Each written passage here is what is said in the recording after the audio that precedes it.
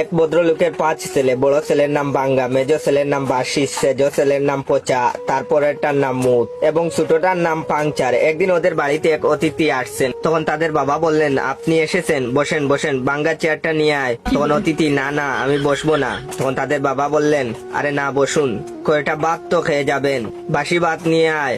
তখন অতিথি বললেন, না না জাস্ট খেয়ে এসেছি, খাবো না। তখন তাদের বাবা বললেন, কিছুই খাবেন না? তা হয় না, পচা দই নিয়ে আয়। তখন অতিথি বললেন, না না, দই খেলে আমার ঠান্ডা লেগে যায়, প্লিজ আমি খাবো না। তখন তাদের বাবা বললেন, তা কি হয়, কিছু না হোক অন্তত এক গ্লাস জল তো খান। এটা বলে জুড়ে ডাক দিয়ে বললেন, ওরে মুতে জল দে তো। তখন অতিথি বললেন, আপনি থামুন মশাই। তখন তাদের বাবা বলল, ইস আপনি কিছুই খেলেন না, ভালো লাগছে না আমার। তখন অতিথি বললেন, আমি চললাম, পরে আসবো। তাদের বাবা বললেন, আপনি হেঁটে এসেছেন, আপনাকে কিন্তু আমি হেঁটে যেতে দেব না। এটা বলে বললেন, পাংচার সাইকেলটা নিয়ে আয় তো বাবা। এটা শুনে অতিথি তো বেহুশ।